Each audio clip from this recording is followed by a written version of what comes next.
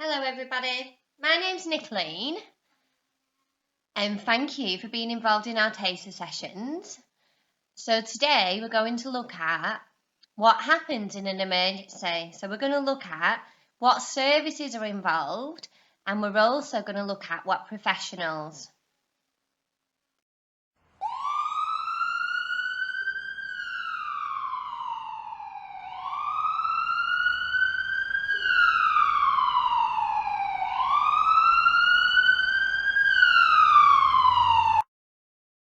So for this activity, you're going to have 4 case studies to analyse. So the first case study, what you're going to do, you're going to read it and then you're going to say what services might be involved with the service user.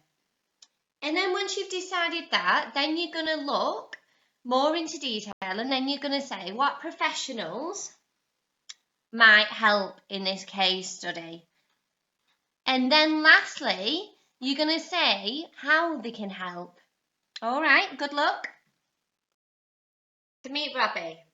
So case study 1. Robbie is a 35-year-old man. He's married with 2 children and one day he's driving to work. Unfortunately, he skids on black ice and the car crashes into a post. He is seen to be slumped over the steering wheel. So firstly, I want you to have a little think and answer me, what service do you think will be involved at the scene? And then from that, I want you to think about what professionals do you think are going to be involved in this scenario and how will the professionals help him? Down to you. Case study number 1, Robbie. So depending on the circumstance and the severity of the accident, you're going to have a different range of emergency services and professionals involved. So if we start right at the beginning. So firstly, the emergency services are going to be on the scene, the ambulance, which is going to provide medical care at the scene and also transport the patient to the hospital. You may also have police. They might be there to clear the scene and maintain the scene for the patient. You'll also might have the fire services there, which will be there to help gain access to the vehicle if access isn't available. You also might have an air ambulance. So if there's severe injuries and the patient needs taken to the hospital straight away, then this is going to be a faster response than an ambulance. You will also have the hospital involved, which might be for further diagnosis and treatment. The professionals which will be involved is first at the scene you're going to have the paramedic. So the paramedic is going to treat and assess the situation. When you get to hospital, you will also have the doctor. So the doctor will be involved with the diagnosis of the patient and the treatment.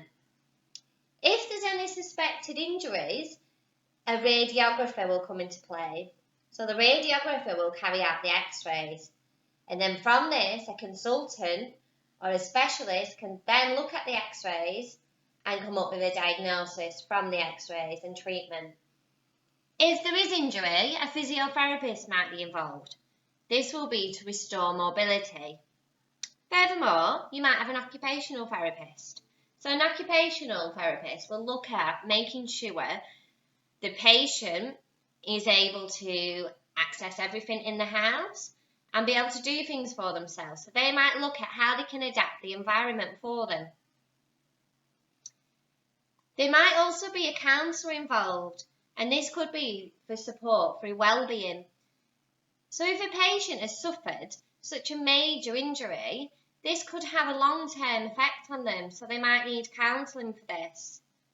And again, dependent on the circumstance, if the service user, the patient, is struggling with the mobility, they might have a healthcare assistant, which might help them with things like personal care, feeding. Again, it all depends on the severity of the accident. And then long term, you could have a doctor involved who will be involved in further checkup appointments and prescribing medication. So that's kind of a general of who could be involved. So we'll go on to case study number 2 now. Case study number 2. So Audrey is a 90-year-old lady. She lives alone. Her neighbour is quite concerned as she's not seen her for 2 days and her son cannot contact her by phone. So Audrey has been found in the house slumped on the floor but breathing. So again, going back to the previous question, which services might be involved in this case study? And furthermore, which professionals might be involved with Audrey? Down to you. So as you can see, again, it's dependent on the circumstance of the accident. So with Audrey, you can see the different emergency services which will be involved. You can also see the different professionals. So again, it's going to be dependent on the injury. Number 3. So this is Caitlin. She's 6 years old and she's playing out with her friends. She falls and she bangs her head.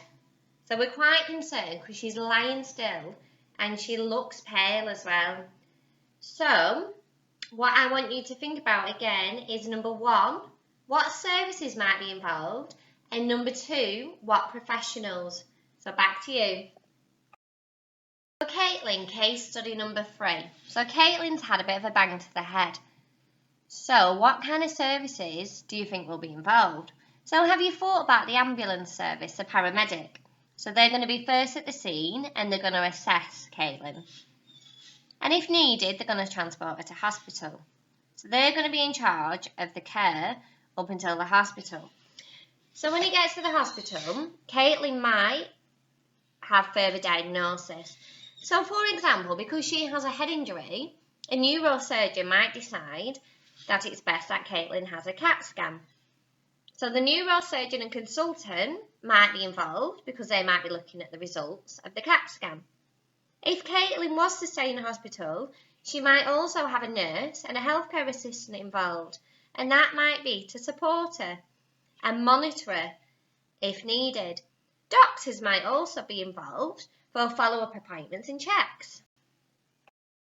Final case study, this is Lauren, case study number 4. Lauren is 20 years old. She's had a night out with her friends and she's consumed rather a lot of alcohol. Suddenly, she becomes rigid and collapses to the floor. So, going back to our question, so number 1, what services might be involved with Lauren? Number 2, what professionals might be involved? Down to you. So how did you get on with your final case study? So Lauren, case study number 4. So did you think about the ambulance, the paramedics which might be involved, which will assess Lauren and then decide if she needs further treatment? And if so, they will transport her to the hospital. Did you think about the hospital where she might have treatment because she might have alcohol poisoning? Did you think about the nurse and doctor which might be involved in this? Did you think about any other impact? So why is she actually drinking? Why is she drinking large quantities? Has she maybe got a problem with alcohol use? Could you refer her to a drug and alcohol support worker? Could you refer her to a counsellor? So you can see there's lots of different health and social care professionals out there which could help Lauren. Many different careers in health and social care, and we've just covered some today. There's some on the PowerPoint in front of you right now. If you go onto the next page, you've got lots of web links to research different careers. As a health and social care student, it is really good that you have a little idea of what kind of career route you're aiming for. So on the next page, if you could have a little research to help you decide what career, that would be amazing. Right, so the final activity is surrounding career research for yourself. So what I want you to do, I want you to research different careers in health and social care. And then once you've done that and you know a little bit more about the different job roles, what I then want you to do is make a list of at least 5. And then I want you to rank them in order of what suits you the best and what kind of job could you see yourself doing in the future in health and social care. Good luck.